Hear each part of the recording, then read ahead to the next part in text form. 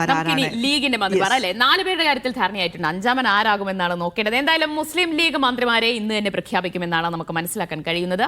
തിരുവനന്തപുരത്ത് ലീഗിന്റെ parliamentary party യോഗം ചേരാനിരിക്കുകയാണ്. അപ്പോൾ അതിൽ സാദിഖ് അലി തങ്ങൾ പ്രഖ്യാപനം നടത്തും. 5 മന്ത്രിമാരെ ലഭിക്കണം എന്നാണ് ലീഗിന്റെ ഒരു ക്ലെയിം, ലീഗിന്റെ ഒരു പ്രതീക്ഷയും. അപ്പോൾ അതിൽ ആ 5-ാമൻ ആര് എന്ന കാര്യത്തിലായിരിക്കും ഇനി ഒരു ചർച്ച നടക്കാൻ 4 പേരുടെ പേരിൽ ധാരണയായി കഴിഞ്ഞിട്ടുണ്ട്. പി കെ കുഞ്ഞാലിക്കുട്ടി, കെ എം ഷാജി, എൻ ഷംസുദ്ദീൻ, പാറക്കൽ അബ്ദുള്ള എന്നിവരാണ് മന്ത്രിസ്ഥാനം ഉറപ്പിച്ചുള്ളത്. അപ്പോൾ 5-ാമനായി പേരുകൾ ഉയർന്നു കേൾക്കുന്നത് പി കെ ബഷീറിന്റേതുണ്ട്, വി അബ്ദുൽ ഗഫൂർ, ഒപ്പം കാസർഗോഡ് മഞ്ചേശ്വരത്ത് നിന്ന് ജയിച്ച എ കെ അഷ്റഫ് എന്നിവരുടെ പേരുകളാണ് പരിഗണനയിലുള്ളത്. അപ്പോൾ ഇവരിൽ ആർക്കായിരിക്കും നറുക്ക് വീഴുക എന്നതാണ് അറിയേണ്ടത്, അല്ലേ? ഏറ്റവും പ്രധാനപ്പെട്ടതാണ് വകുപ്പുകൾ ഏതൊക്കെയായിരിക്കും. അതെ അതെ. അപ്പോൾ അനീസ് അലി വിവരങ്ങൾ നൽകാനായി ചേരുന്നു. അനീസ, 5 മന്ത്രിസ്ഥാനം തന്നെ ലഭിക്കുമെന്ന പ്രതീക്ഷയിലും കണക്കുകൂട്ടലുമാണ് ലീഗ് ഉള്ളത്. അതിൽ 4 പേരുടെ പേരുകൾ ഏറെക്കുറെ ഉറപ്പായി കഴിഞ്ഞിട്ടുണ്ട്. 5-ാമൻ ആരാകും? ഒപ്പം ഈ 5 പേർക്കുമുള്ള വകുപ്പ് വിഭജനം സംബന്ധിച്ചും എന്തൊക്കെയാണ് നമുക്ക് ലഭ്യമാകുന്ന സൂചനകൾ? ദിവ്യ, ഇതിൽ ഏറ്റവും നമുക്ക് എളുപ്പം പറയാവുന്ന ഒരു കാര്യം, ഉചിതമായ സമയത്ത് ഉചിതമായ തീരുമാനം, ഉചിതമായ പേര് പാണക്കാട് തങ്ങൾ പ്രഖ്യാപിക്കുമെന്നാണ്. പാണക്കാട് തങ്ങൾ പ്രഖ്യാപിക്കുന്നതോടുകൂടി മാത്രമേ ഇതിലെ സസ്പെൻസ് തീരുകയുള്ളൂ. പക്ഷേ ഇപ്പോൾ നമുക്ക് ഈ 3 പേരുകൾ ചർച്ചയിലുണ്ട്. ഇതിൽ ആര് എടുക്കും എന്ന കാര്യത്തിൽ ഇപ്പോഴും ഈ പാണക്കാട് തങ്ങളടക്കമുള്ള ആളുകൾക്കും കൂടിയാലോചന നടത്തുന്നവർക്കും വലിയ ഒരു തീരുമാനത്തിലേക്ക് എത്തുന്നതിൽ പല ഘടകങ്ങൾ പരിഗണിക്കപ്പെടേണ്ടതുണ്ട്. അതുകൊണ്ട് തന്നെ ഇതിൽ ആരെയും ഒഴിവാക്കാൻ കഴിയാത്ത സാഹചര്യമുണ്ട്. പക്ഷേ ഒരാൾക്ക് ഇനി അവസരമുള്ളൂ എന്നതാണ് ഏറ്റവും പ്രധാനപ്പെട്ട കാര്യം. 5-ാമനായി പരിഗണിക്കപ്പെടുന്ന പി കെ ബഷീർ ഏറെക്കാലമായി ഏറനാട് എന്ന് കേൾക്കുമ്പോഴേ ആളുകളുടെ മനസ്സിൽ വരുന്ന അവരുടെ ജനകീയനായ പ്രിയപ്പെട്ട MLA ആണ്.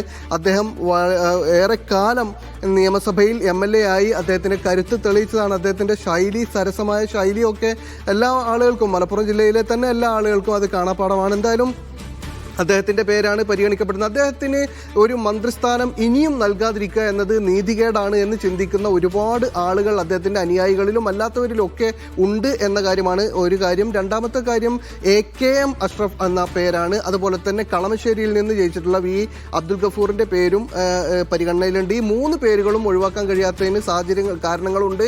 ഈ AKM അഷ്റഫിനെ സംബന്ധിച്ചിടത്തോളം മഞ്ചേശ്വരത്ത് എല്ലാ കാലത്തും കാസർഗോഡ് ജില്ലയിൽ നിന്ന് ഒരു മന്ത്രിയെ മുസ്ലിം ലീഗ് കൊടുക്കുക എന്ന പതിവുണ്ട്. അതോടൊപ്പം തന്നെ AKM അഷ്റഫ് എന്നത് ഇപ്പോൾ ഒരു വീരപരിവേഷത്തോടു കൂടി നിൽക്കുകയാണ്. കെ സുരേന്ദ്രനെ വലിയ മാർജിനിൽ തോൽപ്പിച്ച് ജനകീയനായി അദ്ദേഹത്തിൻ്റെ സ്ഥാനാർത്ഥിത്വം വന്നതിന് ശേഷം തന്നെ തോൽക്കുമോ ജയിക്കുമോ എന്നൊക്കെ ആശങ്കകളുണ്ടായിരുന്നു. അവിടെ മഞ്ചേശ്വരം സീറ്റുമായി ബന്ധപ്പെട്ട വലിയ ചർച്ചകളുണ്ടായിരുന്നു. എന്തായാലും അതെല്ലാം കഴിഞ്ഞതിന് ശേഷം വിജയശ്രീലാണ് ഇതിനായി വന്നിരിക്കുകയാണ്.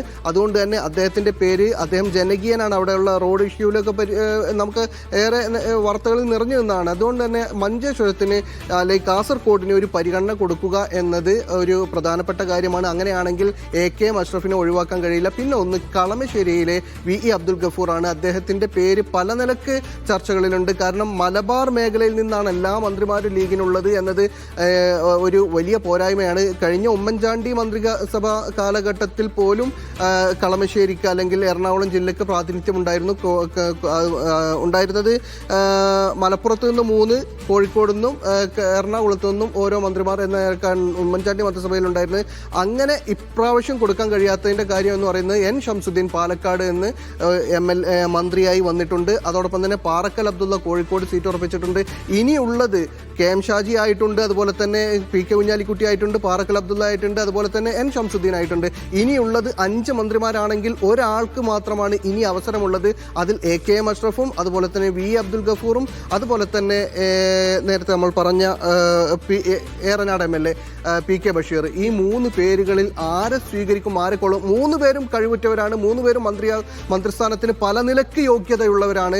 അതിൽ തന്നെ പി കെ ബഷീറിൻ്റെ പേരും കെ എം ഷാജിയുടെ പേരും തമ്മിൽ നേരത്തെ ഇങ്ങനെ ചർച്ചകളിൽ നിലനിന്നിരുന്നു. പിന്നീട് കെ എം ഷാജിയിലേക്ക് തന്നെ എത്തുകയായിരുന്നു. ഇപ്പോൾ കെ എം ഷാജി എന്നത് പേര് ഉറപ്പിക്കപ്പെട്ട രീതിയിലാണ്. പക്ഷേ അന്തിമ തീരുമാനം എന്നത് പാണക്കാട് തങ്ങൾ പ്രഖ്യാപിക്കും. വൃന്ദാവനത്തിൽ ഇന്ന് 10 മണിയോടുകൂടി പാണക്കാട് ഹാളിൽ ചേരുന്ന യോഗത്തിൽ, ലീഗിന്റെ പാർലമെന്ററി പാർട്ടി യോഗത്തിന് ശേഷമായിരിക്കും ആ തീരുമാനം പ്രഖ്യാപിക്കുക. എന്തായാലും അതുവരെ ഈ സസ്പെൻസ് ഇതുപോലെ തന്നെ നിൽക്കും.